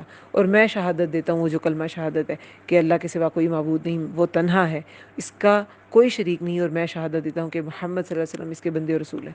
تو یہ کلمات انہیں، یہ اتنے متاثر وہ ہوئے ان کلمات سے کہ انہیں 3 بار دہرانے کی آپ صلی اللہ علیہ وسلم سے فرمائش کی تھی ضماد ازدی نے. اور پھر انہوں نے کہا کہ نہیں، کاہنوں جادوگروں شاعروں ان کی بات میں سن چکا ہوں، لیکن وہ ایسے کلمات نہیں ہوتے، یہ تو سمندر کی اتھاہ گہرائی کو پہنچے ہوئے ہیں. تو لائیے ہاتھ بڑھائیے، آپ سے اسلام پر میں بیعت کروں گا. انہوں نے پھر بیعت کر لی تھی. تو اس طرح مختلف جو علاقے کے لوگ تھے وہ آتے تھے. یہ جو صہیب رومی تھے وہ روم سے تھے، اور سلمان فارسی تھے وہ فارس ایران کو کہتے ہیں نا، ایران کو پہلے فارس کہا جاتا تھا. تو ایران سے وہ کتنی جگہوں پہ سفر کرتے کرتے وہ آئے تھے. اور وہ بھی ان کے جو والد تھے وہ میرے حال میں آگ کے پجاری تھے، یا اسی طرح کوئی اور ان کا مذہب آتا ہے. لیکن پھر انہوں نے نصرانی جو پادری ہے اس کے پاس بھی کام کیا، اور بہت کچھ، مطلب کہ وہ کافی ان کی جرنی ہے حق کی تلاش کی. اور وہ کرتے کرتے انہوں نے کہا نہیں، یہ بھی ٹھیک نہیں ہے، یہ بھی دنیا داری میں پڑا ہوا ہے، یہ بھی ٹھیک نہیں ہے، یہ بھی. اور پھر آخر وہ رسول اللہ کا سنتے سنتے مکہ تک پہنچے تھے، مدینہ تک پہنچے تھے. تو یہ سب کچھ جو ہے نا یہ ہمیں بتاتا ہے کہ رسول اللہ کا جو سابقہ ہے وہ مکہ میں بھی ان سے جو اہل کتاب سے ان سے پڑھتا تھا. ویسے بھی جو اہل کتاب تھے مدینہ کے یہود جو تھے ان سے ہم پہلے بھی پڑھ چکے ہیں کہ مکہ والے ان سے پوچھا کرتے تھے کہ تمہارے پاس تو کتاب ہے, تم ہمیں بتاؤ ہم رسول اللہ سے کیا سوال کریں جسے پتہ چلے نبی ہے کہ نہیں.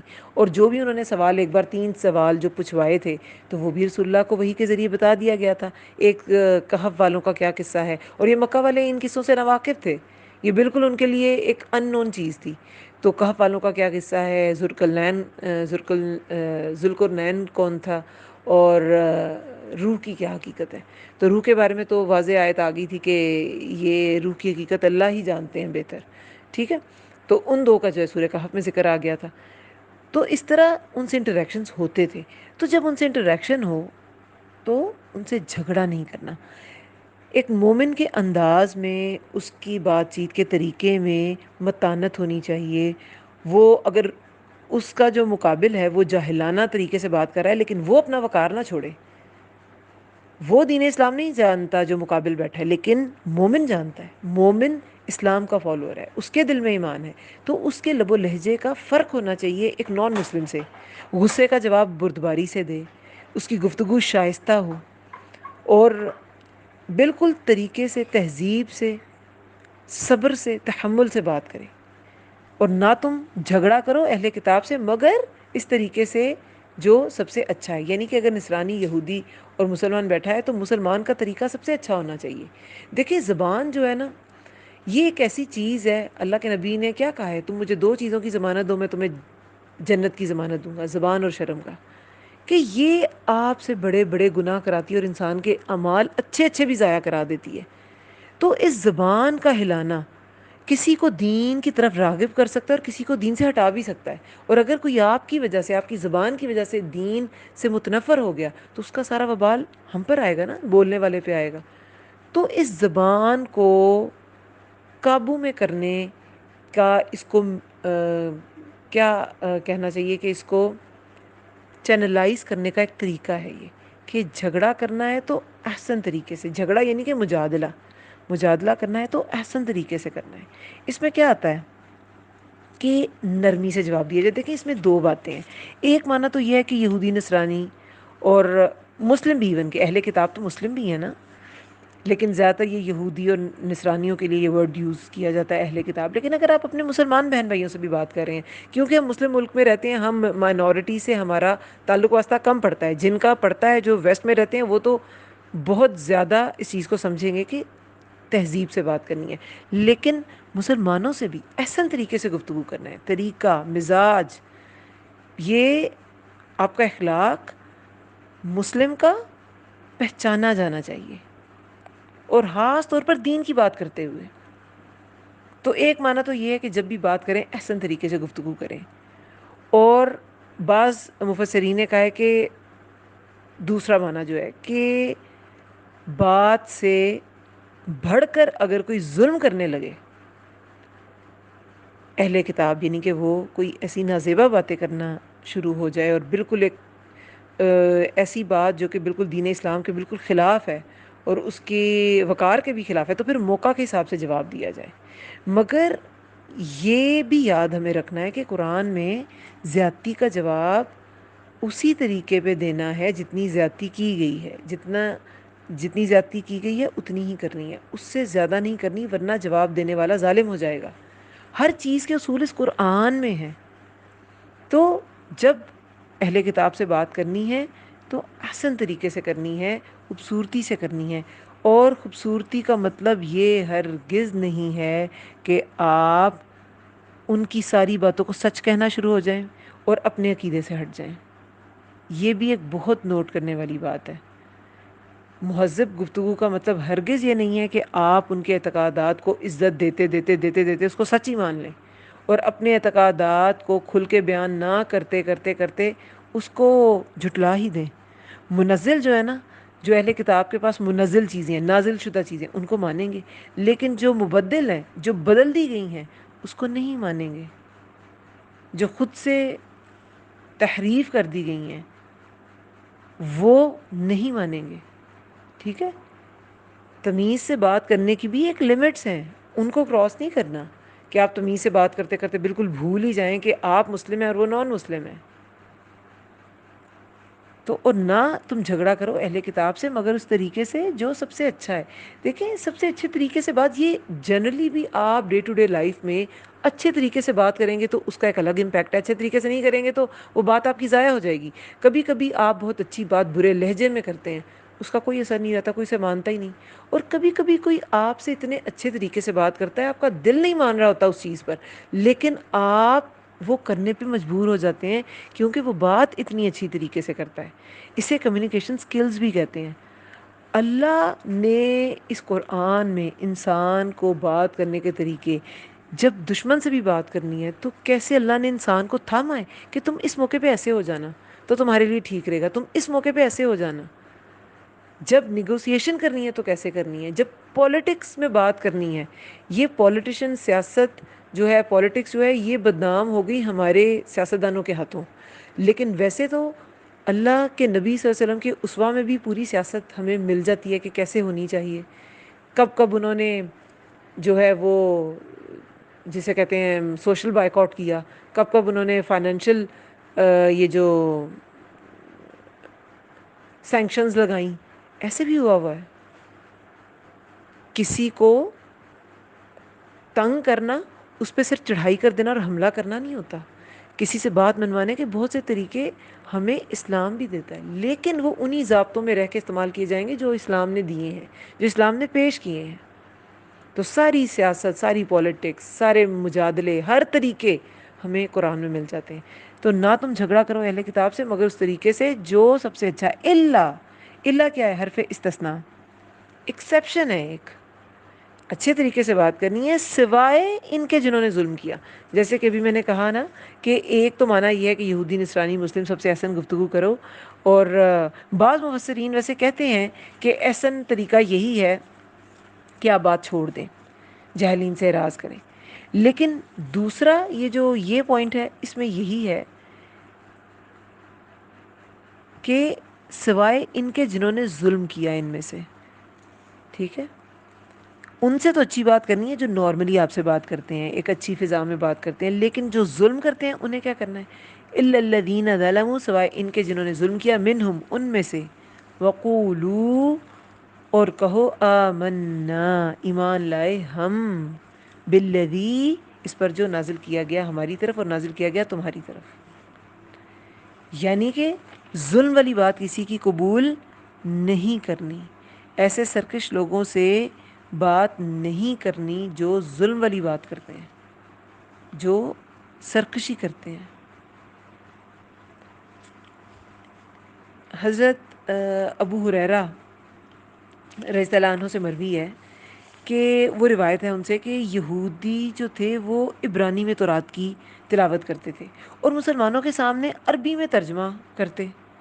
تو مسلمانوں نے جب یہ سارا کچھ دیکھا کہ عبرانی میں پتہ نہیں کیا کیا پڑھے ہوتے ہیں لیکن عربی میں بھی وہ صرف مسلمانوں کے اکارڈنگلی ترجمہ کر دیتے ہوں، تو مسلمانوں نے جب رسول اللہ صلی اللہ علیہ وسلم کو بتایا کہ کیا کریں، ترجمہ وہ ایسے عربی میں ہمیں تھوڑا سا بتاتے ہیں لیکن اصل تو ہیبرو میں ہے نا تورات جو ہے، یہ جو عبرانی زبان ہے اس میں ہے. تو رسول اللہ نے فرمایا تھا نہ ان کی تصدیق کرو نہ ان کی تکذیب کرو، اور کہو، کیا کہو؟ یہی کہ آمنا بالذی انزل الینا، ہم ایمان لائے اس پر جو ہماری طرف اتارا گیا اور ہم ایمان لائے جو تمہاری طرف اتارا گیا. یہ حکم تھا کہ ان کی نہ، کیونکہ تکذیب بھی نہیں کر سکتے، بہرحال وہ آسمانی کتاب ہے، اس کا کوئی حصہ سچا بھی ہوگا. ہاں تحریفات کر دی گئیں مگر الہامی کتاب ضرور تھی. اس کے فالوورز نے اس کی وہ تعظیم نہیں کی، احترام نہیں کیا، یہ ان کے فالوورز کا قصور ہے. ٹھیک ہے. تو مسلمان کو یہی جواب دینا ہے. اور پھر وَإِلَٰهُنَا، اور الہ ہمارا، وَإِلَٰهُكُمْ اور الہ تمہارا، وَاحِدٌ وَنَحْنُ لَهُ مُسْلِمُونَ، واحد ایک ہی ہے، وَنَحْنُ اور ہم، لَهُ مُسْلِمُونَ اسی کے فرما بردار ہیں. اب الہکم یہ کیا اب یہاں کہا گیا ہے؟ سب سے پہلے تو وقولوا آمنا، ایمان لائیں ہم اس پر جو نازل کیا گیا ہماری طرف سے، ہماری طرف ایمان کی بات کی گئی ہے۔ یعنی کہ اگر کسی سے بات شروع کرنی ہے تو عقیدے سے بات شروع کریں کہ ہم ایمان کس چیز پہ رکھتے ہیں، اللہ تعالیٰ کے نازل کردہ کلام پہ، اس پہ ہم یقین رکھتے ہیں۔ عقیدے سے بات شروع کرنی ہے، کیونکہ عقیدہ بنیاد ہے عمل کی، ایمان کی۔ ایمان میں عمل شامل ہے، لیکن عقیدہ تو صرف گرا ہے، یہ بنیاد ہے۔ تو عقیدے سے بات شروع کرنی ہے، ان سے جو آپ کے عقیدے پہ نہیں ہے۔ کیا بات شروع کریں گے کہ ہم آپ صلی اللہ علیہ وسلم کی کتاب پر ایمان لاتے ہیں اور آپ بھی ایمان لائیں، یعنی کہ وہ جو نان مسلمز ہیں وہ بھی ایمان لائیں۔ اور پھر کیا کہنا ہے؟ تمہارا ہمارا الہ ایک ہے۔ اللہ کا ایک ہونا یہ بھی ایک بہت بڑا فیکٹ ہے۔ اللہ کا ایک ہونا انسانوں کو جوڑنے کے لیے یہ ایک بہت امپورٹنٹ کڑی ہے کہ رب تو سب کا ایک ہی ہے نا، سب کو کھانا بھی دے رہا ہے۔ سب جو پودا ایک مسلمان لگاتا ہے اور ایک ہندو لگاتا ہے، یا کوئی نصرانی یا یہودی لگاتا ہے، وہ ویسے ہی اگتا ہے ہر زمین میں جیسے کسی دوسری زمین پہ اگے گا۔ مسلم کے گھر کی زمین میں بھی ویسے ہی اگے گا جیسے نان مسلم کے گھر میں اگے گا۔ تو الہ جو الہ وہاں آم کے درخت میں ہر آم میں گٹھلیاں ڈال رہا ہے، وہ دوسرے جگہ بھی ڈال رہا ہے۔ تو کائنات کے نظام میں ہر چیز میں یہ بات سمجھ آتی ہے کہ ہمارا تمہارا الہ ایک ہے، جو ہر ایک کے لیے ایک جیسا ہے، جو ہر ایک کو ایک جیسا کھانا دیتا ہے، ہر ایک کو ایک جیسے مواقع دیتا ہے، ہر ایک کو ایک جیسی آکسیجن مل رہی ہے، کوئی فرق نہیں ہے۔ اس کا کیا مطلب ہے؟ ہمارا تمہارا الہ ایک ہے۔ وَنَحْنُ لَهُ مُسْلِمُونَ، وَنَحْنُ لَهُ مُسْلِمُونَ، اور ہم اسی کے فرما بردار ہیں۔ یعنی کہ اگر الہ ایک ہے تو پھر ہم سب کو فرما بردار بھی اللہ کا ہی ہونا چاہیے۔ یہاں ایک اور نصیحت ہے کہ اللہ نے سب کو مسلم پیدا کیا، ٹھیک ہے، ہم ہیں اس کے لیے فرما بردار مسلمان۔ تو یہ فرقے بنانا چھوڑ دینے چاہیے۔ جب یہود و نصارہ کو نصیحت کرنے کا حکم ہے کہ، اور انہیں نصیحت نرمی سے کرنی ہے، اور یہ کہنا ہے کہ وہ بھی مسلمان پیدا کیے گئے ہیں، ہم سب اس کے لیے مسلمون ہیں، فرما بردار ہیں، تو اسلام کے پیروکار کے لیے یہ شرائط اور کڑی ہو جائیں گی، یہ شرائط اور کڑی ہو جائیں گی، اور وہ فرقہ بندی میں کسی بھی طرح نہیں پڑ سکتا۔ لیکن ہمارے ہاں بالکل الٹ ہے۔ ہم میں جتنی فرقہ بازیاں ہیں کہ ہمیں تسلی نہیں ہوتی جب تک کہ ہم سامنے والے کا فرقہ نہ پتہ کر لیں۔ ہاں مسلمان تو ساری ہوتے ہیں، اور کیا ہے آپ کا مسلک کیا ہے، صاف صاف پوچھ لیتے ہیں لوگ۔ تو مسلک بندی، فرقہ بندی، یہ اسلام کی تعلیمات کے بالکل منافی چیز ہے۔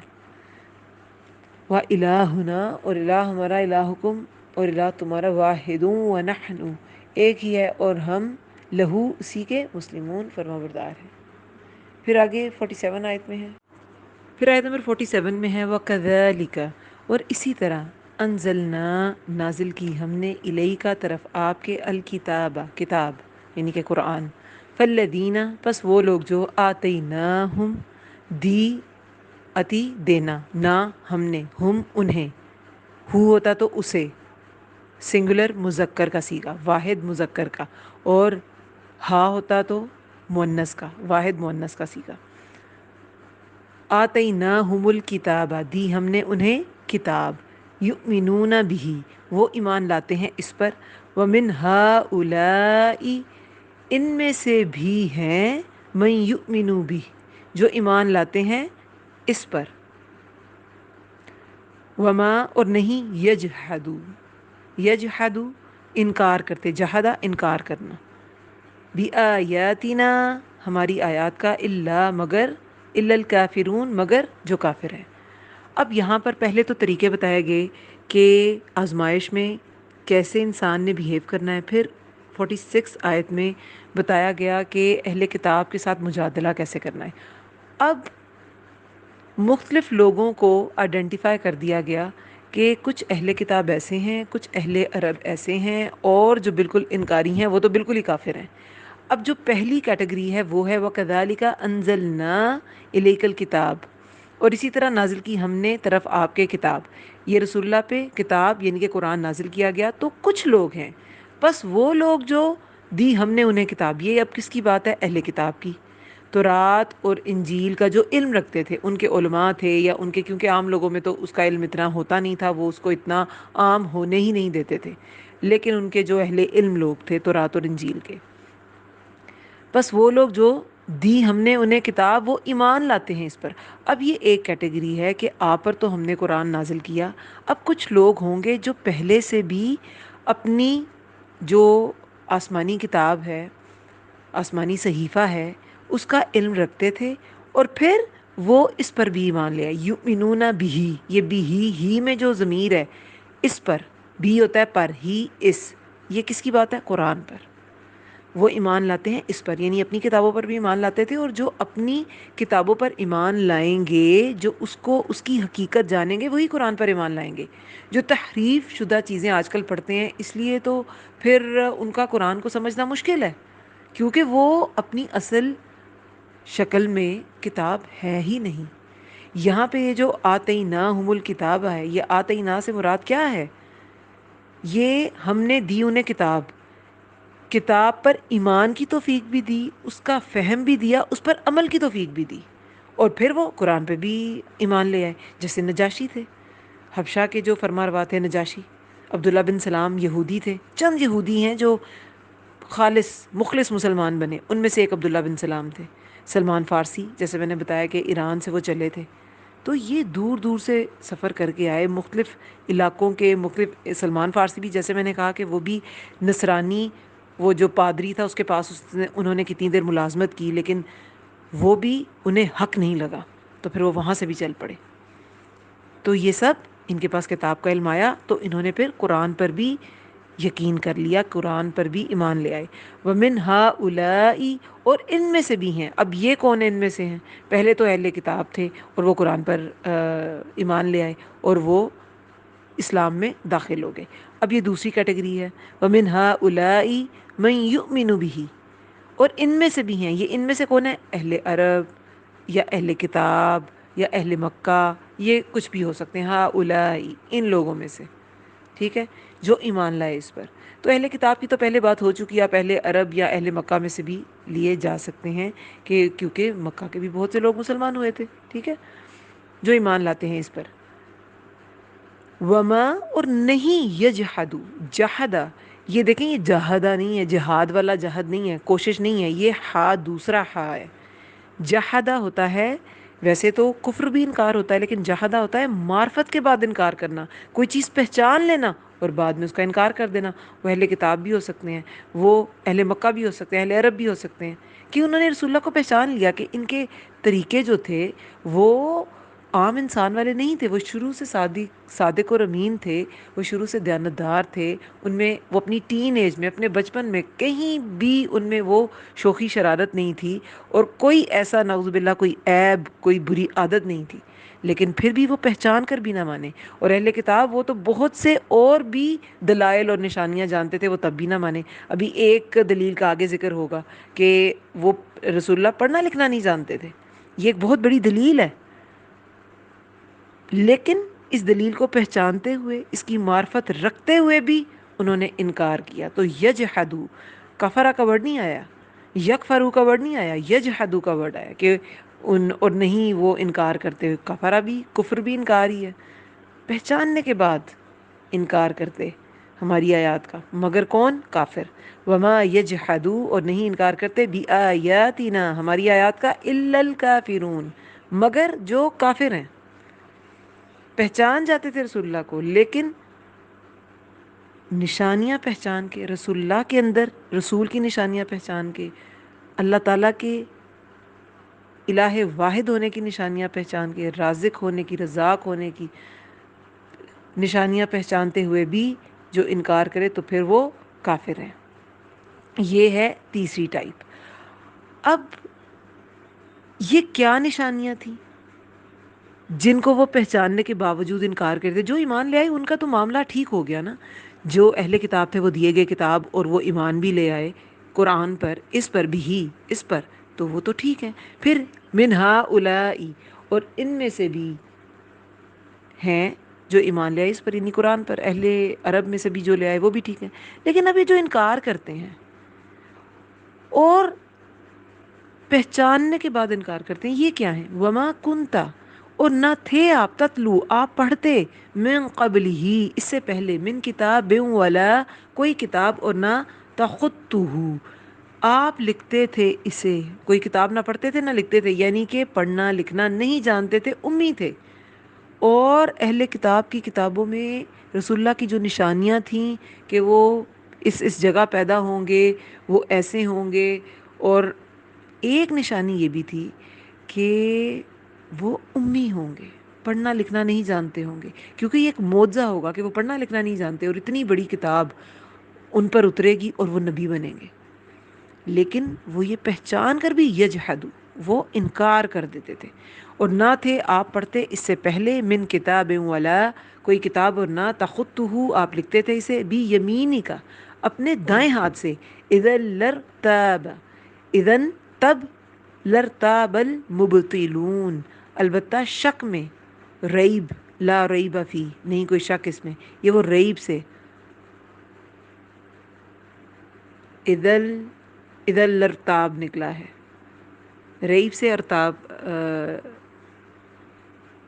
یہ ورڈ نکلا ہے، اور معنی اس کا شک، لا جو ہے وہ البتہ کے لیے ہے، ٹھیک ہے، اذن لرتاب اذن تب، لا البتہ کے لیے، شک ریب اندری شک میں پڑ جاتے، مبطلون باطل پرست، ٹھیک ہے۔ اب آپ صلی اللہ علیہ وسلم لکھنا پڑھنا نہیں جانتے تھے، امی تھے، کسی قسم کی کتاب نہ رسول اللہ نے کبھی پڑھی اور نہ تحریر کی۔ دیکھیں اس میں ایک بہت امپورٹنٹ چیز یہ ہے کہ ہر کتاب کا کانٹینٹ ہوتا ہے کوئی، ٹھیک ہے، کوئی اس کا مین سبجیکٹ ہوتا ہے، کوئی میڈیسن پہ ہوگی میڈیکل کے اسٹوڈنٹس کے لیے، کوئی فزکس پر ہوگی، کوئی نفسیات پہ ہوگی، کوئی ڈسکوریز، مختلف چیزیں ہوں گی، اس کا ایک خاص موضوع ہوگا اس کتاب کا، ٹھیک ہے۔ لیکن یہ قرآن، اس میں نفسیات پر بھی بات ہے۔ ابھی دیکھیں یہ جو آیت ہم نے پڑھی کہ تم نے مجادلہ اگر کرنا ہے تو احسن طریقے سے کرنا ہے، کیا ہے؟ پولیٹکس ہے، آپ کو بتایا جا رہا ہے۔ اب کمیونیکیشن سکلز باقاعدہ ایک علم ہے، اور یہ بتایا جاتا ہے، اسپیکرز اس کو سمجھاتے ہیں، بھئی آپ ایسے بات کریں، آپ ایسے بات کریں، لیکن اللہ تعالیٰ نے سمجھا دیا بات کیسے کرنی ہے۔ تو کوئی زندگی کا پہلو نہیں جو اس کتاب نے چھوڑا ہے، نہ چھوٹا نہ بڑا، کوئی ایسی سائنس یا ایسا رخ نہیں زندگی کا جس پہ قرآن نے روشنی نہیں ڈالی۔ اور اتنا سب کچھ اس میں ہے، اس میں نفسیات کی باتیں ہیں، اس میں طب کی باتیں ہیں، اس میں فزکس کی باتیں ہیں، اس میں پولیٹکس کی باتیں ہیں، سب کچھ ہے اس میں، مگر ایسے انسان پر اتری جو امی تھا، جس نے کبھی کوئی کتاب ہی نہیں پڑھی۔ ایسی کتاب کے لیے تو کوئی کم از کم 100-200 کتابیں پڑھنے والا انسان ایسی کتاب لکھ سکتا تھا جس میں سب چیزوں کا علم ہوتا۔ تو یہ معجزہ نہیں تو کیا ہے؟ معجزہ ہی تھا نا۔ یہ قرآن کے حق ہونے کی بہت اسٹرانگ دلیل تھی، اور رسول اللہ صلی اللہ علیہ وسلم کا رسول ہونے کی بہت اسٹرانگ دلیل تھی کہ وہ پڑھنا لکھنا نہیں جانتے اور ایسی کتاب پڑھ رہے ہیں جو بڑے سے بڑے شاعر اور یہ سب آ کے بھی کہیں کہ یہ جو ہے وہ یہ کسی شاعر کا کلام نہیں ہے۔ جیسے کہ جو طفیل بن عمرو دوسی تھے، وہ شاعر تھے، اور انہیں بھی جب وہ مکہ آئے تو انہیں لوگوں نے یہی کہا تھا کہ یہ مسجد حرام میں نا اس شخص کی بات نہ سننا، یہ تو جادو کر دیتا ہے، اور یہ تو ایسا ہے، یہ ایسا ہے۔ تو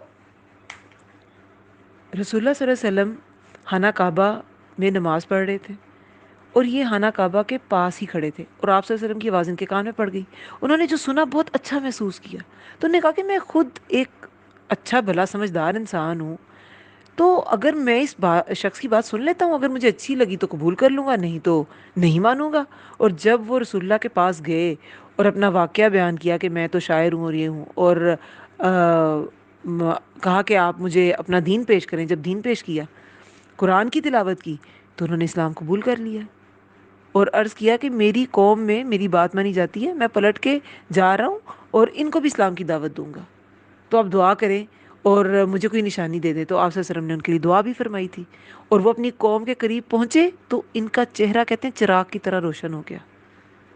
تب انہوں نے اللہ سے دعا کی کہ اسے چہرے کے بجائے کہیں اور منتقل کر دے، تو یہ روشنی ان کے کوڑے میں پلٹ آئی۔ پھر جب وہ اپنی قوم میں پہنچے تو انہیں دعوت اسلام دی۔ والد اور بیوی نے تو اسلام قبول کر لیا تھا، مگر قوم نے تھوڑی تاخیر کی تھی۔ صلح حدیبیہ کے بعد پھر ان کی قوم کے 70 یا 80 گھرانے تھے جنہوں نے صلح حدیبیہ کے بعد مدینہ ہجرت کی تھی۔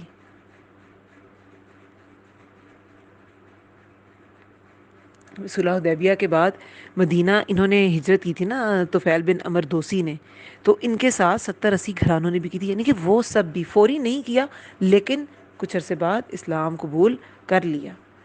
یہ تو مکہ میں ہی انہوں نے کر لیا تھا، لیکن انہوں نے فوراً دعوت قبول نہیں کی، لیکن کچھ عرصے بعد، ہجرت کے کچھ عرصے بعد دعوت قبول کر لی تھی۔ بہرحال بات یہ ہے کہ یہ بہت بڑی دلیل تھی کہ رسول اللہ پڑھنا لکھنا نہیں جانتے تھے، لیکن وہ اب دیکھیں ایک بالکل کورا ان پڑھ کوئی انسان ہو اور وہ شیکسپیئر کے پلیز کی لائنز بولنا شروع ہو جائے، تو ایک انیوژول سی بات ہے نا، انسان سوچے گا یہ کیسے ہو گیا، اس پہ کوئی جن آ گیا، کیا ہو گیا اس کو، ہے نا؟ تو بس یہی باتیں وہ کرتے تھے، وہ یہ موجزانہ طور پہ ان کے ساتھ ہو رہا ہے اور یہ وحی الہی ہے یہ نہیں مانتے تھے، کہتے تھے بس ان کو کوئی جھاڑ پھونک ہے، ٹھیک ہے؟ اور پھر رسول اللہ کو اتنی نشانیاں بھی دی گئیں، شق قمر کا واقعہ ہوا، کیا کیا نہیں عطا کیا گیا، اور سب سے بڑھ کر یہ معجزہ عطا کیا گیا، قرآن حکیم کا معجزہ عطا کیا گیا، پھر بھی وہ نہیں مانے۔ دیکھیں باقی تو امتوں پر جو معجزے آئے وہ تو فار دا ٹائم بینگ تھے۔ موسیٰ علیہ السلام کا جو عصا تھا، ید بیضا تھا، وہ ان کے لیے تھا، کوئی اور تو اس عصا کا یوز نہیں کر سکتا تھا۔ منو سلوا اترا تو اس کے بعد کے، اس دور کے بعد کے لوگ تو منو سلوا نہیں کھا سکتے تھے، لیکن یہ کتاب جتنا صحابہ ان سے فائدہ اٹھا سکتے تھے اتنا ہی فائدہ ہم بھی اٹھا سکتے ہیں۔ یہ ایسا معجزہ تھا، یہ رسول اللہ کی رسالت پہ بہت بڑی دلیل تھی یہ کتاب، اور ایسی اس کی آیات ایسی زبردست تھی اور ایسے انسان پہ اتری جو پڑھنا لکھنا نہیں جانتے تھے۔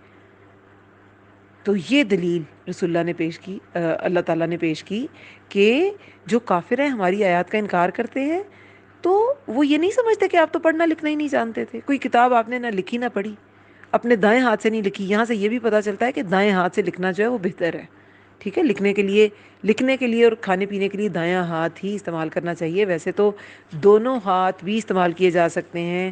کچھ چیزیں جو ہیں، اب کہا جاتا ہے کہ بایاں ہاتھ کچھ لوگوں کا زیادہ اسٹرانگ ہوتا ہے اور وہ اسی سے ٹھیک کام کر سکتے ہیں، لیکن میں نے بہت سے ایسے لوگ دیکھے ہیں، میرے اپنے ساتھ ایسے ہوا کہ بچہ چھوٹا تھا تو بایاں ہی یوز کرتا تھا، لیکن عادت اسے آہستہ آہستہ آہستہ وہ دائیں کی اس کو ہو جاتی ہے، اور دایاں ہاتھ بھی آہستہ آہستہ پھر اسٹرانگ ہو جاتا ہے۔ جو مسلز آپ یوز کرتے رہیں گے وہ مسلز آپ کے اسٹرانگ ہو جائیں گے، اور جو نہیں کریں گے تو وہ مزید ویک ہو جائیں گے۔ حضرت عمر رضی اللہ عنہ کے بارے میں کہا جاتا ہے کہ وہ دونوں ہاتھوں کو برابر استعمال کر لیتے تھے۔ جاپان میں بھی بچوں کو دونوں ہاتھوں کو استعمال کرنا سکھایا جاتا ہے۔ تو یہ جو ہے لکھنے کے لیے دایاں ہاتھ بہتر ہے، ٹھیک ہے؟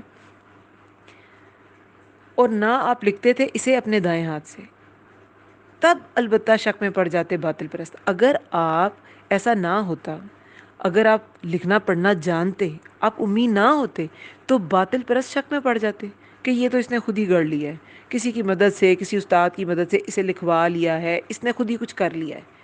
لیکن لکھنا پڑھنا ہی نہیں جانتے تھے تو کیسے نہ اتنی لمبی چیز میمورائز ہو سکتی ہے، سوائے اس کے کہ جب اللہ چاہے۔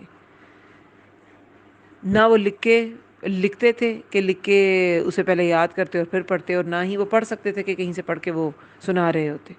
اگر ایسا ہوتا تو باطل پرست تو اور شک میں پڑ جاتے۔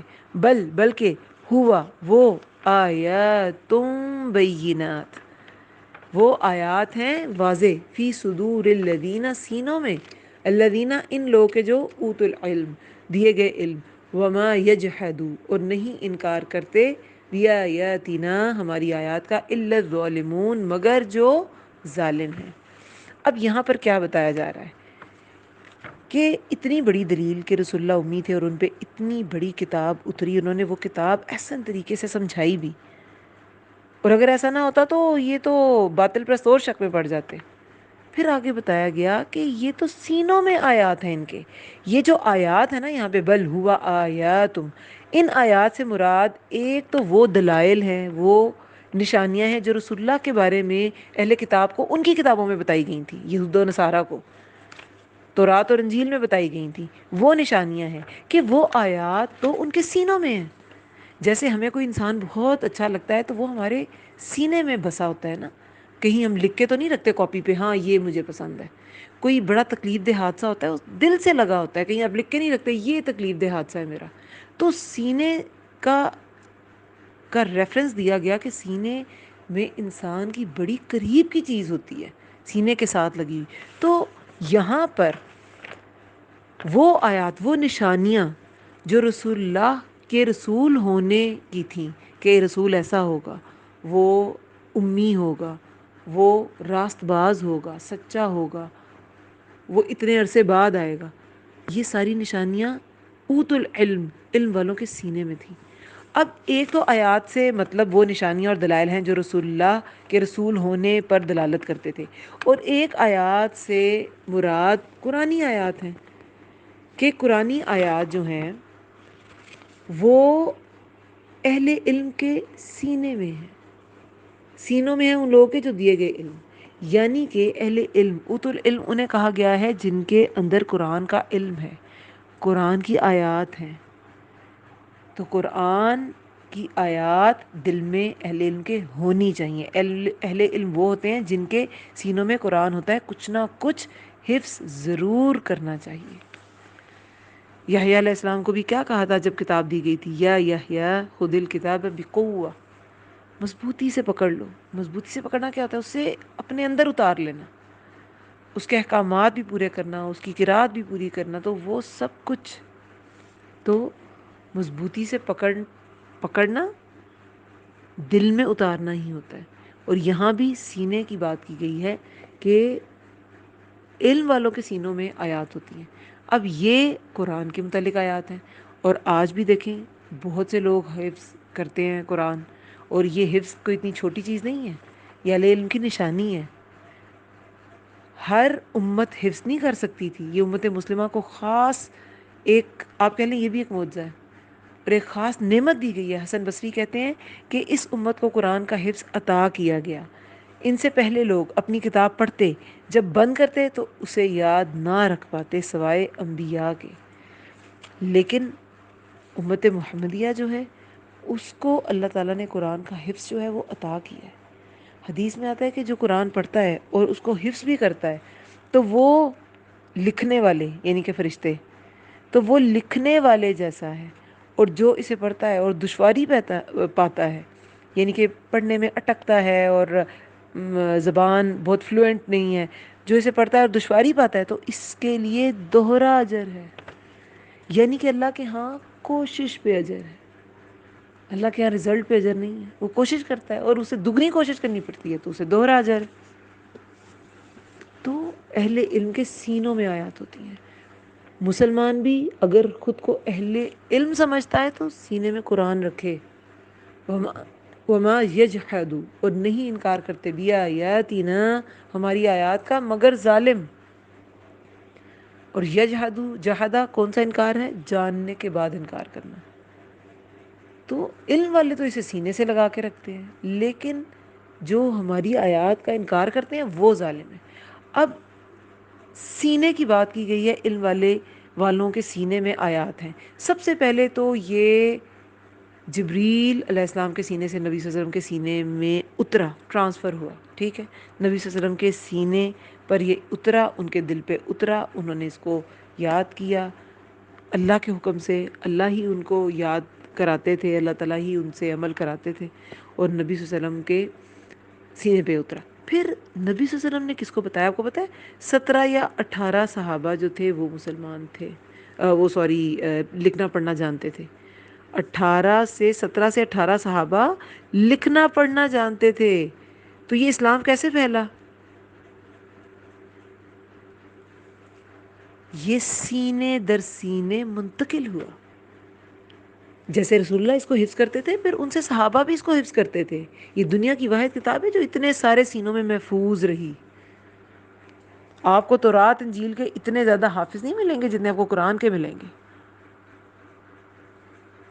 پھر آپ صلی اللہ علیہ وسلم خود امی تھے، مگر اس کتاب کے باعث، جبریل علیہ السلام کی صحبت کے باعث، دنیا کے سب سے بڑے معلم بنے رسول اللہ صلی اللہ علیہ وسلم۔ اور پھر اس کتاب کے باعث جبریل علیہ السلام نے بھی ظاہر ہے اعانت کی، اور پھر آپ صلی اللہ علیہ وسلم اس کتاب کی تعلیمات کے ذریعے، جبریل کے ذریعے جو وحی پہنچائی گئی، اللہ تعالیٰ کا کے اوپر جو آپ کا توکل تھا، اللہ تعالیٰ کی خاص مدد تھی، اس کے ذریعے آپ صلی اللہ علیہ وسلم بہترین معلم بنے، بہترین رہنما بنے، بہترین سیاستدان، بہترین قانون دان، سپہ سالار، کتنی ساری خوبیاں جو اس کا کتاب کے ساتھ آپ صلی اللہ علیہ وسلم کو ٹرین کیا گیا اور آپ صلی اللہ علیہ وسلم میں پیدا ہوئی۔ رسول اللہ نے کیا فرمایا ہے؟ ہر نبی کوئی نہ کوئی معجزہ دیا گیا، میرا معجزہ وحی الہی ہے، تو یہ اللہ کا معجزہ ہے۔